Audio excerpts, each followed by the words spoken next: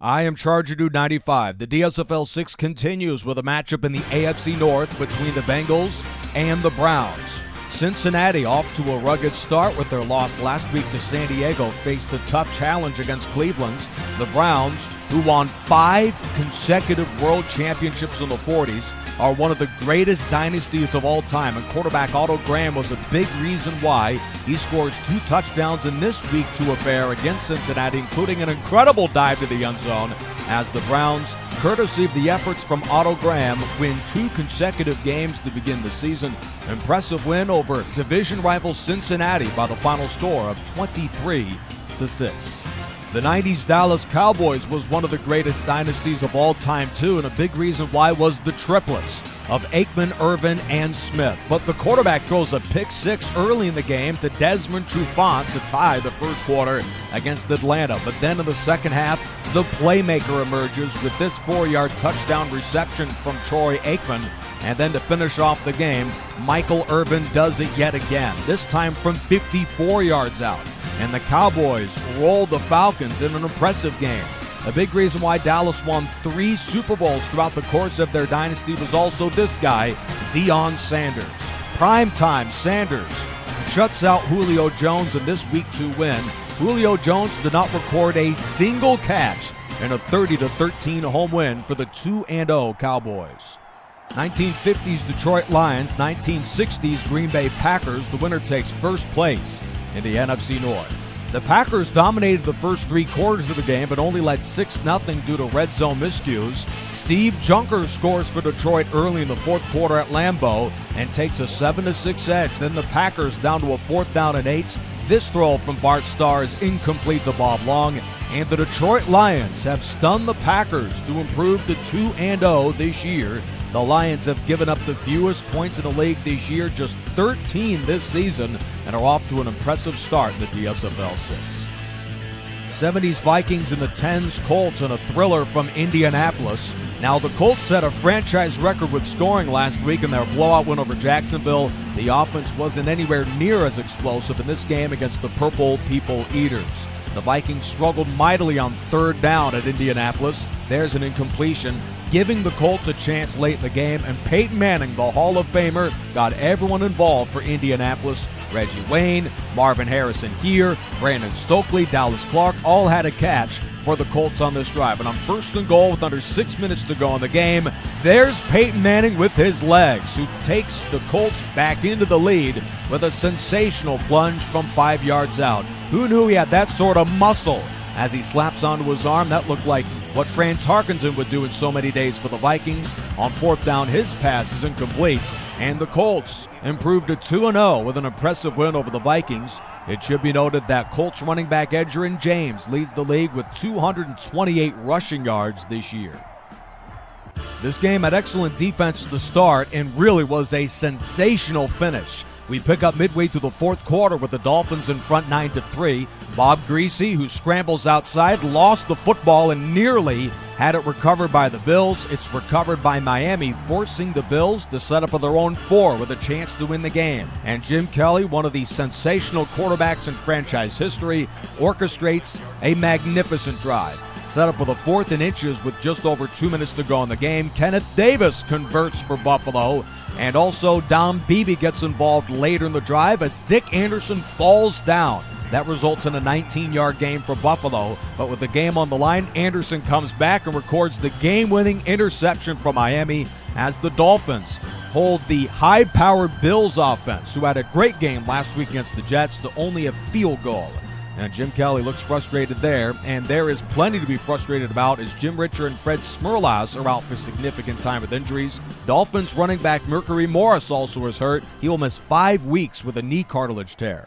Well, Jerry Rice is one of the greatest receivers in the history of the NFL, and that was on full display against the New York Jets at MetLife Stadium from the opening kickoff. Jerry Rice goes airborne for a 58-yard gain, and that would be a common theme throughout the ball game against New York, as he would record 7 catches in this impressive performance against the Jets. Even with the heroics of Jerry Rice due to the injury to wide receiver John Taylor, and the struggling Joe Montana, the 49ers are still the worst passing offense in the DSFL 6, but Jerry Rice does his part in a 16-6 road win against the 60s New York Jets.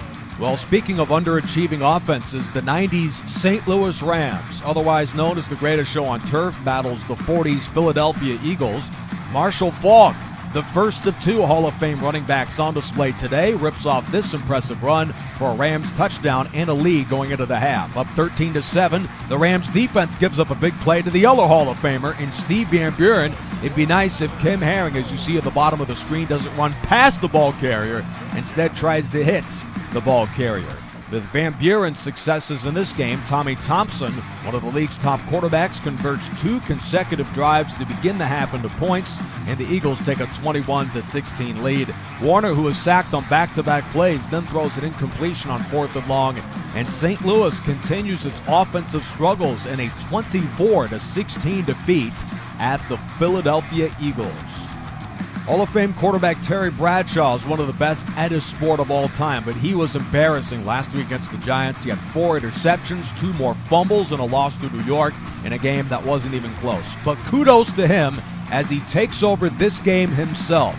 He fires an 8-yard touchdown pass here to the former Trojan Lynn Swann.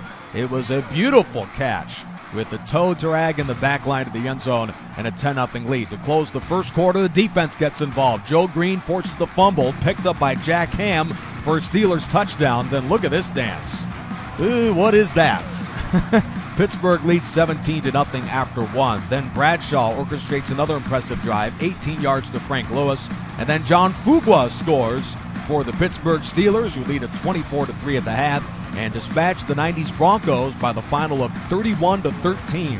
The Steelers have the best pass defense of the NFL, led by Mel Blount, who has 5 pass breakups already this season. Speaking of defense, the 10s Panthers visit the 2000s Buccaneers, and Tampa got off to a flying start as Brad Johnson absorbs the contact and launches a 3-yard touchdown to Keyshawn Johnson to give the Bucs a 10-0 lead. Then the home team wasn't done before the half. Ill-advised throw intended for Olsen is brought back 40 yards for a Ronde Barber pick six. 17-0. With a game that looked all but secured, Captain Marlin picks off Brad Johnson. 69 yards for a Panthers score. Carolina's back in the game, and they would even call all the way back to tie it with a Christian McCaffrey scoring run here. The Panthers did miss 2 field goals in the fourth quarter with Graham Gano. They could have won the game, but instead they settled for overtime, tied against their division rival at 17. The third down stops was the name of this overtime, one from the Bucs, one from the Panthers. Here's another one from Carolina. Greg Hardy has the sack. That's now 6.5 for him to lead the league by a mile this year. Final play of overtime is a completion of Michael Pittman. Well, on the scoreboard, this is a tie, but the DSFL doesn't do ties. Tampa had more yards, so Tampa wins the game. Carolina doesn't just lose it, but they also sustain injuries to 4 of their best players. Luke Kuechly, Trey Turner, Ryan Khalil, and Steve Smith. Just a brutal loss considering the injuries for the Carolina Panthers. They are 1-1, as are the Buccaneers after week 2 of the season. The 2000s Titans can match the Colts in first place in the AFC South with a win against Jacksonville. After a slow start, AFC Defensive Player of the Week, Samar Roll brings back a Brunel interception, 47 yards for a Tennessee touchdown. Then Eddie George scores twice in the fourth quarter to come back against Jacksonville with a 21-9 win. Tennessee will visit the Vikings next week. Meanwhile, the Jaguars, who are 0-2, are on Thursday night against Miami. Chiefs and Chargers in a game that featured 641 yards of offense. Patrick Mahomes down a field goal late in the half lobs this 22-yard score to Tyreek Hill, who just had a ridiculous performance against this Chargers defense. Then Paul Lowe early in the third quarter caps the opening drive of the half with a go-ahead touchdown run. But Tyreek Hill wasn't done yet. He's just leaping over every Charger defensive back. There's a 40-yard gain, and fittingly on first and goal, he'd cap it off with yet another touchdown for the Chiefs. And we are tied at 14 going into the fourth quarter in a sensational football game. Chiefs take the lead with a scoring run from Kareem Hunt. Then the Chargers are denied on a 3rd and 19. They are forced to punt. This is either a big play or a boo-boo because we are showing a punt. When will we ever do that? The spinning Mecole Hardman lost the ball and is picked up by the Chargers for a touchdown. Mecole Hardman, the Pro Bowl punt returner from Georgia, commits a critical mistake. So now the Chiefs, led by 2018 league MVP Patrick Mahomes, hope to win the game on this drive. They're denied on 3rd down, so now the Chargers have a chance to win it on offense, as John Hadl of San Diego, the highly renowned quarterback who certainly is one of the best in franchise history for San Diego, pushes them near midfield, but then he loses 19 yards on this sack from Frank Clark. No team has as many sacks as the 14 racked up by this Kansas City defense. Looks like we're headed to overtime, right? Wrong. Mahomes launches a 48-yard pass over the head of Dick Westmoreland for a huge gain to Tyreek Hill. He took over this one against San Diego with a sensational catch here, and that leads to the game-winning field goal from Harrison Butker.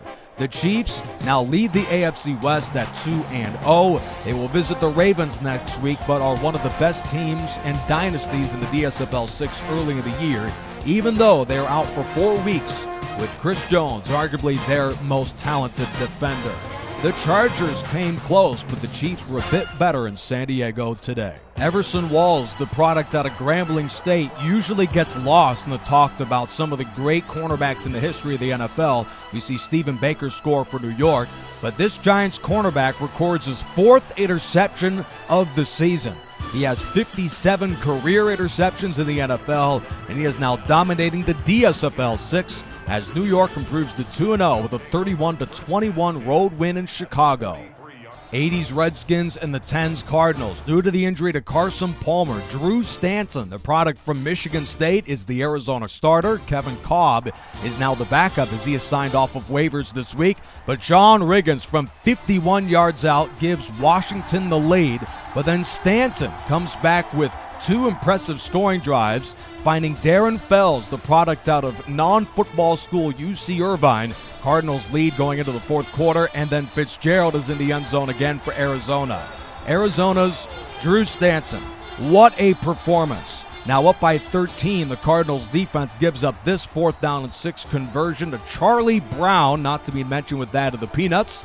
And then the Redskins, with 2 minutes to go in the game, are back into it with a Theismann to Washington score. So it's just a 6-point game. Drew Stanton's numbers were ridiculous. They need a couple first downs here in the 4th quarter to win it.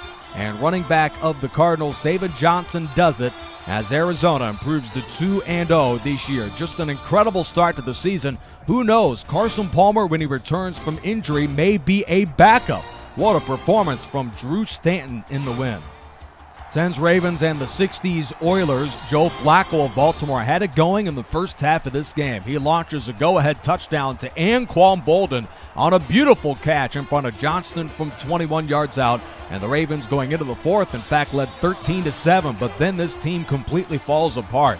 Ed Husman recovers a Flacco fumble, and then Billy Cannon scores from a yard out. That's his first touchdown run of the season. Then Flacco loses the ball yet again, and there's Jim Norton for the Houston recovery. He's caught from behind by Ray Rice. The Oilers knock out the Ravens to even their record at 1-1 as this interception seals it.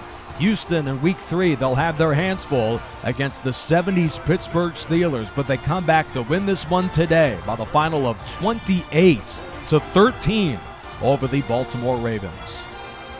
10's Patriots and the 10 Seahawks rematch of the 2014 Super Bowl. In the DSFL 6, you only need to play 1 season with your team to be eligible to be on the Dynasty roster. That was the case with Josh Gordon of New England, who scores that touchdown, but the Seahawks control most of the game. This is the DSFL's best defense. And now they are 2-0 with a resounding win over the Patriots, a 15-point victory for Seattle. The Oakland Raiders have 9 Hall of Famers, including their punter. That's just how good they were in the 70s. They made it to the conference title game in 5 separate seasons. Van Egan scores, but this defense has been bad under John Madden. And I mean bad.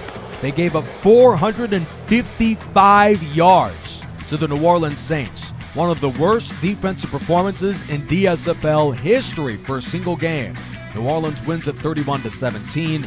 There's a look at the players of the week. Reggie Bush was one of them. Games for week 2, games for week 3, including 2 between unbeatens. Detroit and Arizona are both 2-0. Dallas and Seattle are both 2-0. And that is the DSFL 6 radio game for week 3. Cowboys and Seahawks. There's a look at what they have done so far. Emmitt Smith against Marshawn Lynch.